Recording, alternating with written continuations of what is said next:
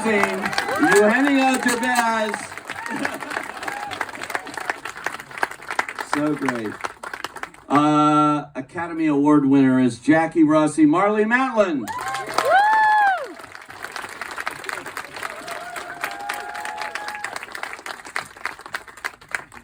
And oh my gosh, he is so great in this film. It's fun.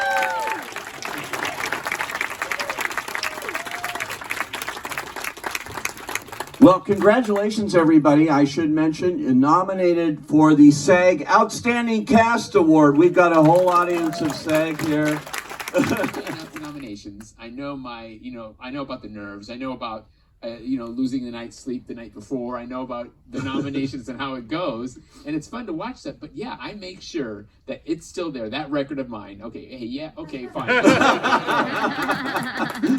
So cool, but also very important.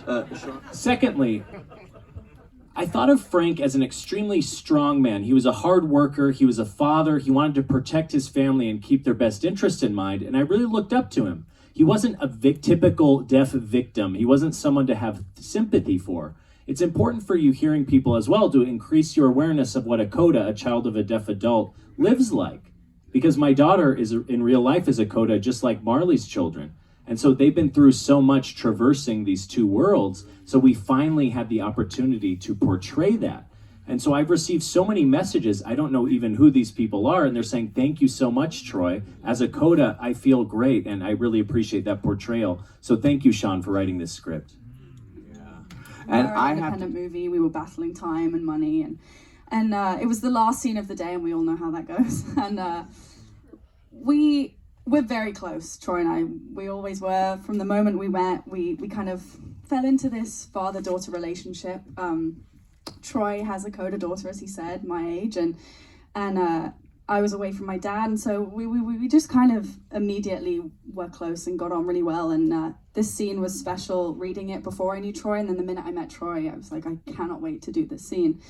And as I said, we were kind of last scene of the day, that panic, and Troy was trying to figure out a way, that he could feel the vibrations the best, and I was trying to sing at a volume that could, I guess, create the most vibrations. And Troy just kind of pulled away from me, and he said, I'd give anything to hear you sing right now, and then folded me into one of his hugs, and we kind of just sat there under the stars for a while, and we both kind of got emotional. And then I think Sean saw that, and Sean, being the amazing director that she is, decided to cross-shoot that scene because she knew something special was going to happen, and so we didn't want to shoot Troy's coverage and turn around for mine. And so while we were sitting there in that moment together, Sean called action, and then we did that scene. Wow, that's pretty unusual. It was actually the first time. But I had a lot of work before. Previously, I had to take piano lessons. I played piano when I was a kid. I had the basics, but I had to learn piano again, and also there are some tricks where you play certain parts of the songs, not the entire song, so I had to learn probably the beginning and the end and something in the middle. And let's get it on. To watch it really didn't bother me if there was sound or not. To watch that interplay between you two, and to watch your reactions when they say no, 2 weeks, no, and it was hilarious, but it was also so fresh and original to see it played out on screen universally. Deaf, not hearing, everything. You don't see it much. Thank you. So what was that? The representation of middle-aged people having sex is really what this film did. Astonishing. But what was that? How did you develop the chemistry here? I mean, really in this. Well, bottom line is, it was the most challenging scene to do a love scene with someone who happened to have won an Oscar. And so that was intimidating for me, but I'm happy I made it through. But all over, we knew each other, and we had worked together on a few projects in the past. And she came and saw some of my productions at Deaf West Theater, and I'd see her after the show. We begin to get to know each other. And we really respected each other as professional artists, ones who respected our craft. And so this collaboration, we knew we were going to give it our best shot, right? I have to say that knowing Troy never had done this kind of scene before, and he did profess that he was nervous, and I said to him, I mean, you know, I cared about the scene. That's why I was nervous. I know you cared. I know you cared. I cared right back at you. But the best thing about Troy is that he trusted me and I trusted him as actors. And I said to him, just go along with it and have fun as Frank and Jackie. Okay, have fun as Frank. And I think he was glad it was over when it was over, right? Were you glad when it was over? No. Marley did say, because Troy had been very committed to this fisherman character and had been out on the boats all the time and hanging out with those guys. And Marley was like, maybe Troy should shower before we do this scene. I had to take a long shower to get that stench off. Well, that brings up the fact you're making an independent film. You don't have much time between it, and to get this all on the screen, that was another big challenge too. You know, it's what filmmaking is about now. Well, I mean, it's true.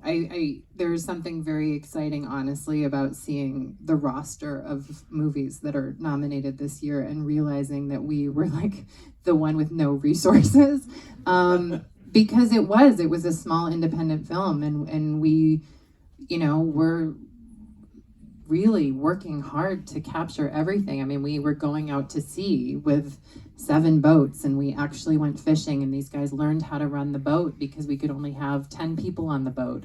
So there was no room for doubles. There was no room for anyone to move the, you know, the fish out of the bins into the other bins. So that was me, you guys. I was also powdering Emilia's nose. So I was a teenager, so I needed a lot of that. But it was amazing. I think there's something, you know, we really became a family making this movie. And I think part of it was, you know, when we're doing a driving scene and Troy and Marley are driving and our cameramen, you know, are in the back seat and my DP and I are in the trunk of the car, like hiding in the trunk, and we're driving around town. I mean, it was just the most hilarious production in a lot of ways, but we all really became a family doing it because we were in the trenches together. I mean, this ride has been amazing, and I couldn't imagine better people to do it with. I think, honestly, that's been the best part of it. I think we you know, this was an indie movie. It started out as a studio movie. We didn't end up making that way. It was a small independent film. It was a scrappy production, you know, where everyone just had to work their ass off and had no breaks, particularly this one next to me.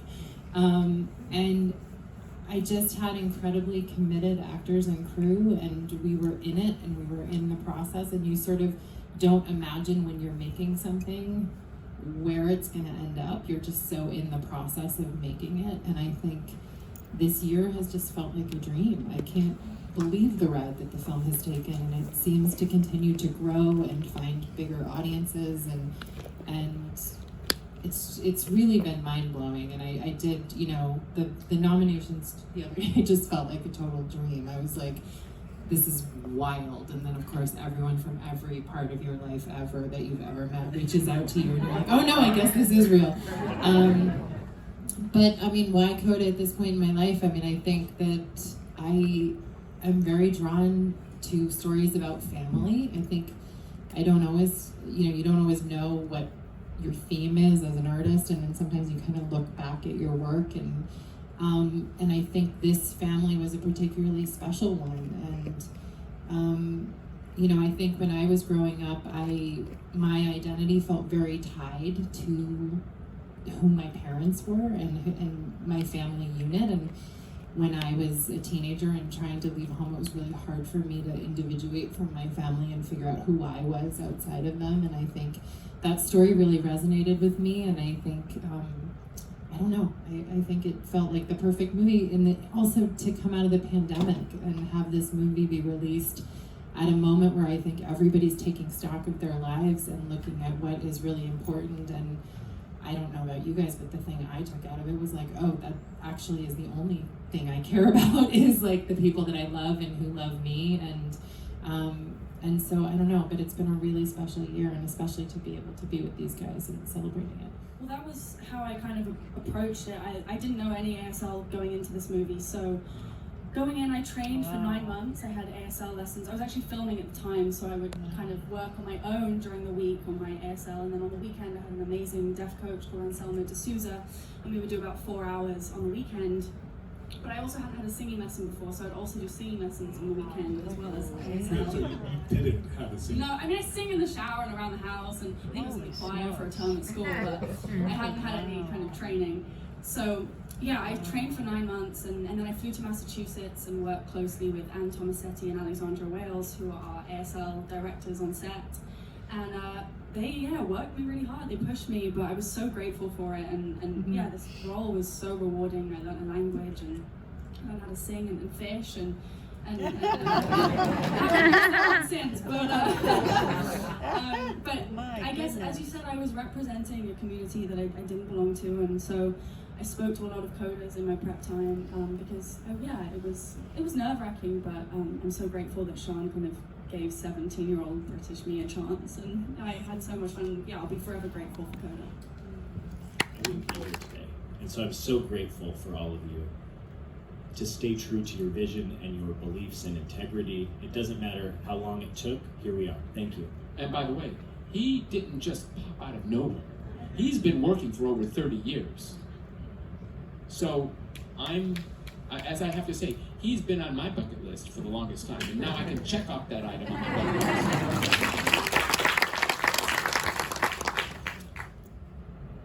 Thank you. Hello, everyone. Thank you for coming out this evening. And I follow you on Twitter, by the way. And I've enjoyed your comments. I do. I really do. What can I say? I don't know how to sort of say it in the short amount of time that I have, but yes, it's been 35 years in this industry, and it's been a wild ride. And being the first deaf actor to win an Academy Award for Best Actress, and being the youngest to receive the same honor is pretty cool. It's pretty cool.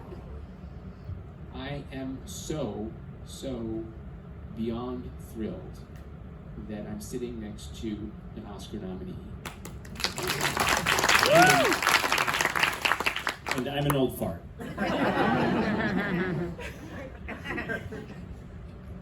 It took a long time. This took a long time to recognize another deaf actor, other than me.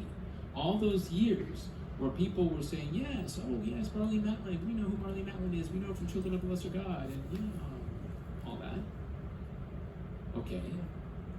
But this recognition of the work that we put into this film, CODA, really proves that, yes, we as deaf actors are able to do as good a job as any other actor.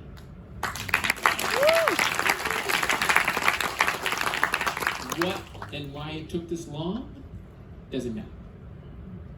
Because we keep talking about what we miss out on, what we need, what it is that needs to be improved upon, what it is that has to do with hiring and deaf actors. You know all that stuff. And yes, we are part of the diversity discussion. We use it now. Everybody's talking about diversity. And this movie is just a beautiful story. And it happens to be about a family who happens to be deaf. And we, as a cast, are truly very proud to have worked with Sean, who wrote this brilliant script and allowed us to be creative, to create characters that turn into a wonderful film. It's simple as that. And I look forward to many more movies that allow us to work more.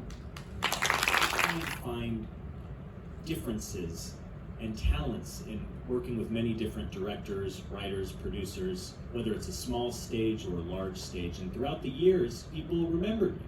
And they wanted to work with me again because they knew I was committed and they knew I was doing what I loved, which was my craft. I didn't care about money, I just wanted to be persistent. And people in the community remembered me because back then, You know, I was hoping to become involved in TV or film, but Hollywood wasn't quite ready. And then I saw the first deaf person to win an Oscar, and I was thrilled. It actually gave me hope. And throughout the years, I didn't want to play the waiting game. I wanted to continue learning my craft, whether it was on stage and in roles in television, and to wear many different hats and not limit myself.